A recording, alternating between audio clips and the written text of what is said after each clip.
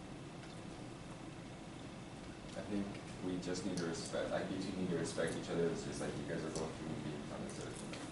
You guys need to have your privacy. So if you guys see each other in the hall or stuff, like just like say hi, but you don't have to not talk to them. Like, but just remember, you guys are both human beings, and you guys need to respect each other like that. So. That's awesome, dude. You are doing so good. And then we need to create a plan to prevent future harm. Both of them have to agree on the plan. Okay. So what do you think would be a good plan, Anna, for us? So that this never happens again. Phones in the lunch table. True, true, okay. Emily, what do you think? Like, don't look at people's stuff, like, try to, like, be courteous of their space. So, do you think, can you promise that you won't look at her personal stuff, Emily's personal stuff, and can you promise not to leave your phone just running around? I'll try. She can try. Awesome. And then, and at this point, I'll just step in just for a second. Harry, you were doing so awesome. You actually like listened to me. Like the human being thing, that's what I said. I love you. Okay. So at this point, when we talk about restoring the relationship, they do not have to be friends. They do not have to like each other. They don't even have to respect each other. Respect is earned. But they do have to choose to see each other as human beings who are worthy of being treated with dignity. Every single person on this planet, serial killers, rapists, anybody, the lowest of the low, they are worthy of being treated with dignity. They might not deserve it. They might not deserve it, but they are worthy of it. And if you guys don't believe that, you do not belong on youth court. I'm going to say that harshly. If you don't believe that there's hope, if you don't believe that there is hope for people who have done something very, very bad and very wrong, if you don't believe there's hope for them to change and become better, you don't belong here. You have to believe that. You have to choose to believe that. Because what you're going to do is fight for that. Because these kids who come in, there's going to be a lot of kids who come in who don't believe that they're even worthy of forgiveness. They don't think they're worthy of doing anything great with their lives. They've been told so many times that they're bad, they are becoming bad. It's a what is it called? A self-fulfilling prophecy, and they become what's expected of them. So when people say, yeah, you're bad, a lot of kids rise to that expectation. So the kids that you're working with sometimes, not all the time, sometimes they are going to come in and they're not going to even think they're worthy of it. You have to fight for them. You have to fight for their belief in themselves that they are worthy of doing something great so that they don't do something bad again. You are fighting for them. So in the moment when you say, okay, it's time to restore the relationship, you do not have to apologize. You do not have to forgive each other. You don't have to say that out loud because an empty apology doesn't mean anything. It really doesn't. If they choose to, that would be nice. So you guys can say that. So Harry, you could say, if you guys choose to say you're sorry, if you choose to say I forgive you, that would be fantastic. This is a great opportunity to do that. But that's up to you. What you have to agree on before we leave this mediation is that you will choose to see each other as human beings who are worthy of being treated with dignity. Can you agree to that? And they both have to say yes. Because something happens that's really magical from there, you guys. If they're looking each other in the eye, they're not texting, they're not on social media, they are looking each other in the eye and saying, I see you as a human being who's worthy of being treated with dignity. Something happens where it's a psychological thing. I have a degree in psychology, I love science. A subconscious thing happens in their mind that says, that is truth. Or at least it could be truth. They entertain the idea that she is worthy of being treated with dignity. So, that is an important piece. So the restoring the relationship, you do not have to be friends, you do not have to like each other, you do not even have to respect each other, but you do have to see each other as human beings worthy of dignity. So, and then from there, this is an option, this is totally an option, you can sign a contract. A lot of schools that do restorative justice, youth courts that do restorative justice, or we have a lot of student councils that do restorative justice, they sign a contract, and a lot of schools don't, so you guys could just think about this as just information, but you actually have a physical, tangible thing where you say, okay, here's our plan, you guys created the plan of how to prevent future harm, here, and he writes it down, so here's our plan to prevent future harm, here's what they agree to, and they both sign it. And by doing that, it's just a physical, it's something that just kind of staples it in your mind, like, okay, this is real, and you could even ask them, do you keep your word? Like, are you a person that keeps their word? You know, when you sign this is what you mean. So don't sign it unless you mean it. And it's building character. That's all we're doing here. We're building character, which is really exciting. It's an exciting process. So does that kind of make sense? Cool. So this is basically what one type of restorative justice can look like. And I think this would be amazing for you guys to do before kids even get to youth court, because you could prevent it from happening through this. And this is studied and proven and evidence-based, this little model right here, okay? Give them a hand. Good job, you guys. Mary, I'm so impressed with you. You actually listened. We had to practice it. Did you really? Yeah. That makes me really, really happy. Thank you. So yeah, so I love this format because I have seen it work. I've seen a lot of different schools do this type of thing, and they've had great, great success with it. As with anything, it's not going to be right for every kid. You have to be willing to participate. Write that down. You have to be willing to participate in restorative justice for it to work. If you have someone that is so determined not to learn anything, they're not going to learn anything. So I love how youth court works because you have a choice. The kids have a choice. Am I right? You have a choice, right? To go to youth court or to just go through the juvenile system. I love that. So if they have a choice and you say you can participate in restorative justice, or you're going to have to eventually go to youth court, or there's going to be something else, and they can choose, I think that's a really big deal, because then they kind of have to force themselves to grow up. They have to force themselves to be mature about it. And then they get so much out of it. That's what I love about it. Shannon? I was just, so, kind of how, and you know this, but how we get the referrals from the police department or from administration from the different schools. And so would it be, in your opinion, do you think it would be possible, in fact, we have a fight case that will show up on our docket next month. Okay. 2 girls got in a fight at the high school, it's on video, and we have both of them coming to youth court. Mm. Do you think at that point, when we have both of them come, that we should propose, okay, so would you like to have mediation as part of your, I know that you had mentioned doing it beforehand. Yeah, that's just an option. But yeah. we don't get the cases until it's happened and they're kind of out of the school system. Does that make sense Yes. what I'm asking? Do you think that would still be effective? I to do. use that as one of our disposition or our, Yeah, or at least just an option, like a piece of it, you know what I mean? I think it would be fantastic, because if they face each other, because think about this, you guys, when someone in our grander society, let's say someone murders somebody else, what do we do immediately with that person? Yep, and then where do they go? Yeah, they go to jail. Do they see, do they ever have to face the victims of that tragedy? Do they ever have to see like the family of that tragedy, possibly at the court, but do they ever talk to them? No, they don't. So this is a little different than our normal system. And like in schools, we suspend instead of bringing them together. So that's why I love restorative justice so much, because it's really different. It kind of goes against the grain. So in a situation like that where 2 girls have physically fought, that's why I know it would have been so great for me, because I was in a physical fight. If I had to face that girl and look her right in the eye, oh my gosh, it would have been so hard. It would have been extremely hard for me. But if I had to sit and be calm, and I knew that I couldn't like lash out, I couldn't like reach across the table and get mad at her and hurt her.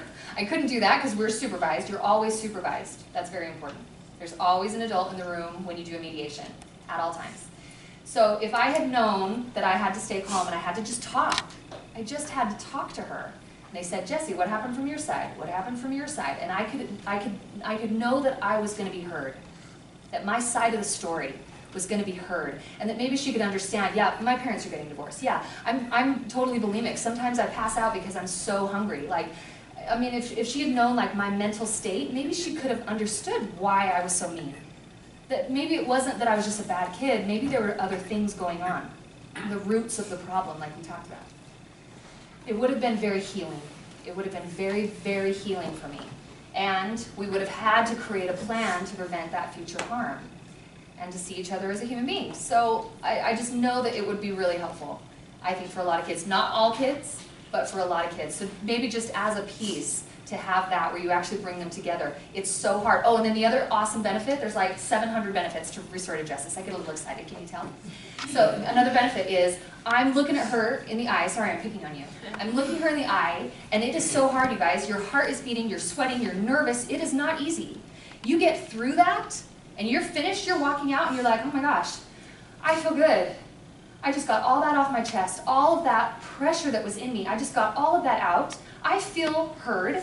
I felt like they understood me. We have a plan now. Okay, I'm okay. I just did something really hard. I can do hard things. It is a very psychological process. I love science, I love the psychology. It's a psychological process. Restorative justice is so healing because you can go through something really hard and you get through it instead of running away from it. Do you see how suspension is like totally opposite of the psychology?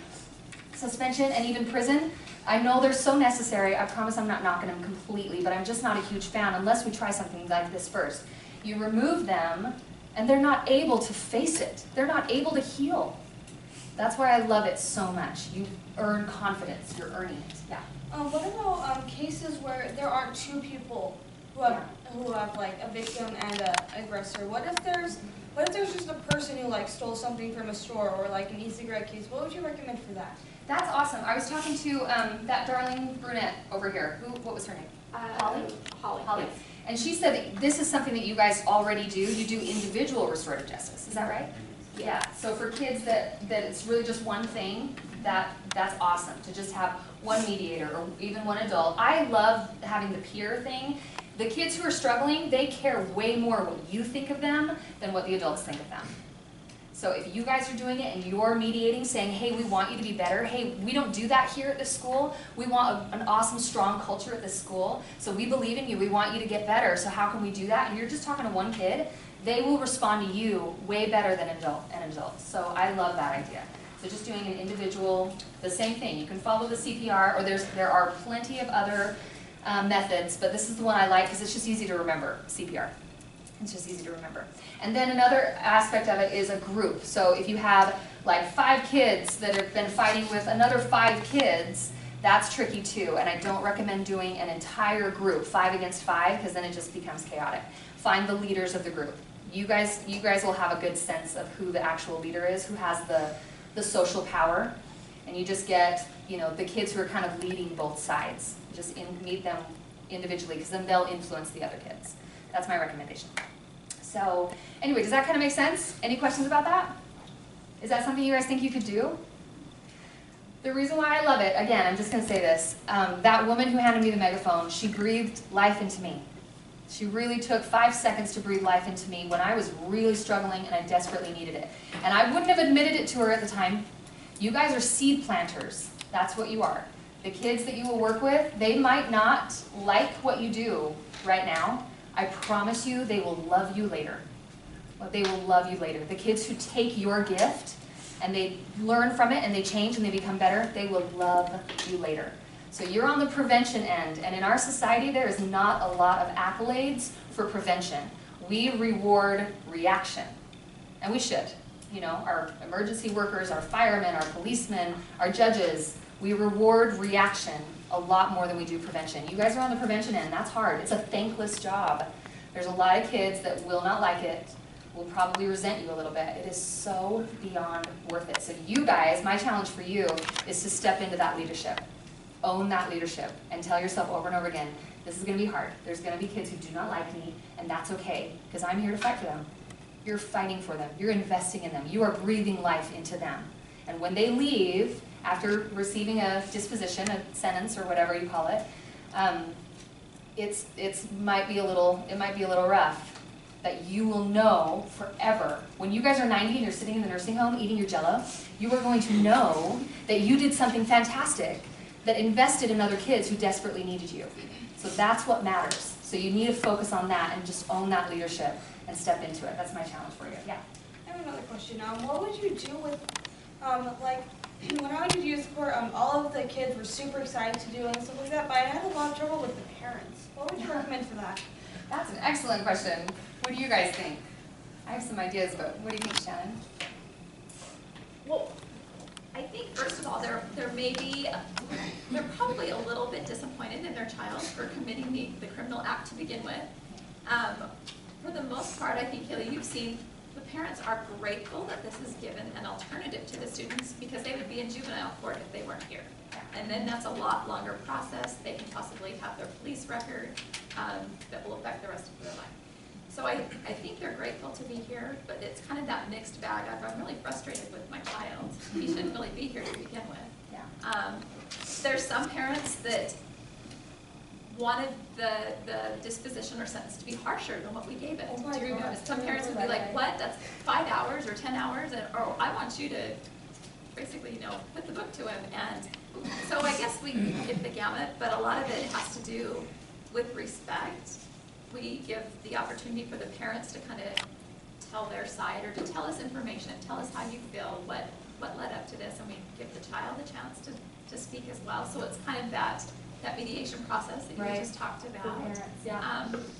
I don't have all the answers, but I know when the kids return, the parents are usually very grateful that they've had this process as an alternative to juvenile court. They may not be happy that they're in this situation to begin with, but they're grateful that this is an alternative method. Absolutely. And I love what you said. Sometimes parents want it to be harsher. I have found, just observing a lot of youth courts, the kids sometimes will even, sometimes they will sentence themselves. I don't know if you guys do that. I guess there's different methods.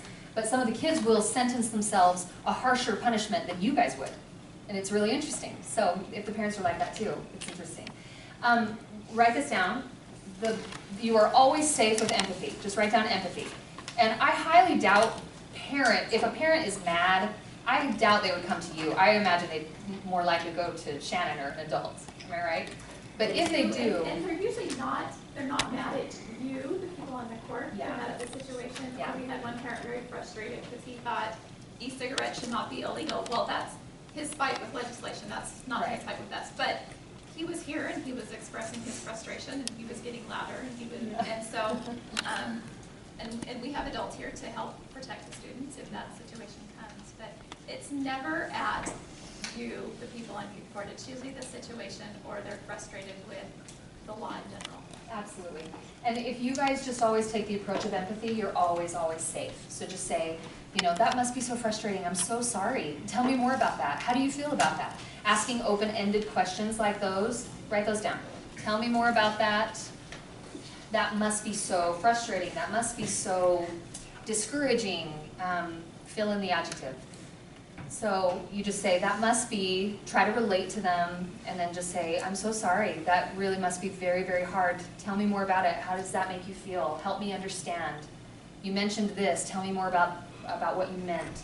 Anything along those lines, having empathy for somebody, because most of the time, especially like Shannon said, in this type of situation, they're frustrated with something else. They're not frustrated at you. It's something else, and so they're just kind of trying to also get that pressure out. All of us humans have that. If we have a lot of pressure inside of us, we get angry. Think of like road rage, you know what I mean? Like when people get really mad, they're mad about something else. They're not mad about driving. Yeah? I just had one thing to add, because it's great the whole, this whole thing. It's, over my experience with psychology and science, Yeah? it's all in your head, Mm-hmm. which is your attitude. And that's where parenting and all this other kind of, they don't know where to go. But then you got a physical aspect of it, which is your behavior, your heart. People know when they're doing wrong, usually. Yeah. Pretty much. So if you can psychologically, mentally, change the attitude or control or challenge your attitude, it reinforces your behavior, which is your heart, which is your conscience, to the point where don't go to that edge. Don't go, be in control. Yeah. It's a fine line, and it can get dizzy and things like that, but if you keep one separate to the other, the attitude and your mental state and your behavior and your physical state, you're getting heart health. Yeah. And the worst thing that be physically wrong is stress, and that's your heart. And so heart health has got a lot to do with your physical well-being and your psychological well-being, to reinforce a better attitude, to challenge that attitude. Right. Well said. Thank For you, the sir. right, make the right choices. Yes, absolutely. Thank you. With respect to parents, as important as it is for youth to be accepted by their peers, it is equally important for a parent to know that their children are being accepted by their peers, Oh, yeah. and that they're being treated justly. And so if there was a problem, if a mediator said, listen, I care for your son, and we had a face-to-face, and we're going to treat them fairly, and that will relieve a lot of pressure from the parents. That is an excellent point. Did you guys all hear that? If you tell the parents that you care about their kid, that will really mean a lot. Thank you so much. Actually, what we do is we actually, like, before we even actually get to court, we have the child's mentor. We have them meet them outside of youth court. We have them explain what's going on. And I feel like once that happens, everybody was able to relieve a lot of stress and a lot of tension that they might feel when coming into youth court. So I feel like we're able to address that aspect of that too. Cool. That's so cool. You guys already have a great system. You have such great advisors. You're going to be so fantastic. I just want to wrap up. My challenge to you is love them. Love the kids that you're working with, because if you do that, well, let me back up. I would hope that you guys, if someone says, you're on youth court, like, what is that? And I would hope that you'd say, yeah, well, we work with kids who, maybe make some bad choices, and we help them just get on a better track, or, however you say it. I hope that you would say that, but also say, that's what we do, but my job on youth court, my job is to be a breather. Like, you don't have to say that word. That's my word. But you can say, my job is to care about them. Like, my job is to believe in these kids and help them figure out what they need in order to be an awesome person, a rock star in their own life. I hope that you would see that's your job. Like, that is what you do. Does that make sense? I hope that you would see it that way, because you guys, what I do know for sure, I'm not an expert in youth court. I study restorative justice, but what I have seen from youth court is that when a youth court member like you guys, when you give a sentence or a disposition and you hand that off and you say, yeah, this is really hard, but you do it in a loving way and just say, yeah, here's the thing, like, here's what you have to do, is your community service or your whatever, and we're so excited to see where you go from here. We're so excited to see who you become from here. We believe in you. We're excited for you. You have like a fresh start now, like, after you do all this. We're excited for you, and you kind of have that hope. You give them that hope, and then the next day when you see them at school, or the next week when you see them at school, you say hi. And you say, hey, I really like your hair today. Hey, I love your shoes. Hey, I saw you in the basketball game the other day. You were fantastic. Like, if you take a minute to breathe life into them at school, after they've been through this really hard thing, what you're doing for them psychologically is reaffirming and validating that they're okay, that mistakes happen, that there's hope for them, that they can believe in themselves, that they are worthy of changing and becoming better.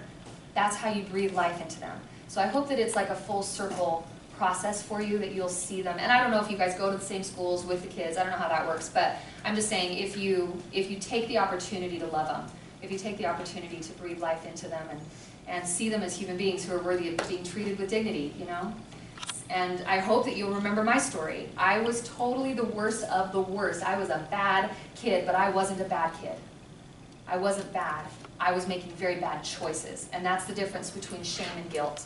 Shame is where you say, I've made a bad choice, I'm a bad person, that's who I am. Guilt is more of, I made a bad choice, but I'm not a bad person, there's hope for me. That's the difference, and it's really important for you guys to know that, because you want them to feel a little guilty. Guilt can sometimes be motivating. Not all the time. Sometimes it can be very motivating to change and become better. But shame is always bad. We never shame on youth court. Do not shame anybody. Okay? So I hope that you'll take that little challenge. Your job is to love them. What you do is you help them get back on the right track. There's a difference there, I think. Okay? Thank you so much for having me. I have loved being with you. Thank you.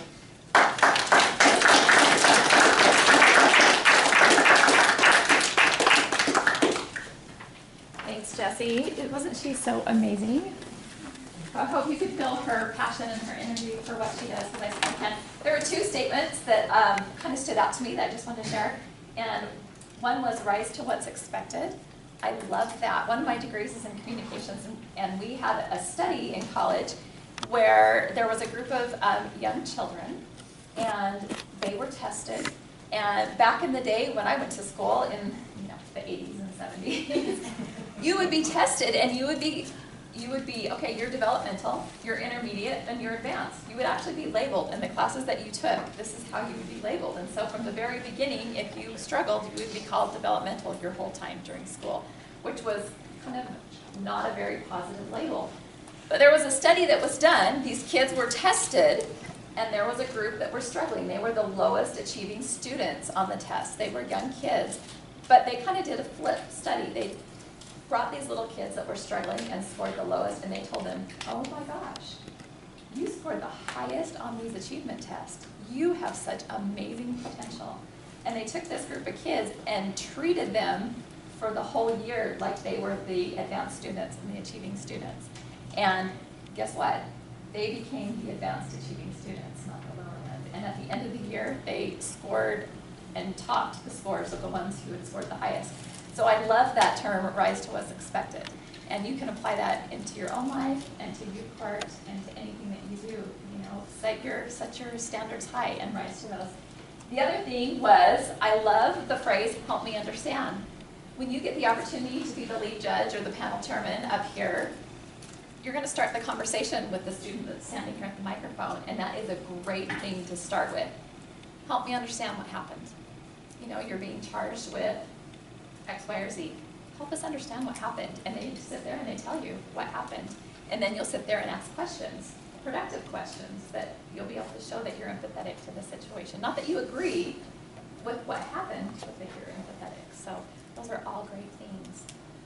Right now we're going to take a quick break. There are bathrooms right over here. We're going to put out some snacks and more water bottles in the room that we met with in the very beginning. So why don't we take, let's see, just about a 10-minute break, use the bathroom, get a snack, whatever you want, and then we'll just come back in here in about 10 minutes and we'll have our next presenter. And did you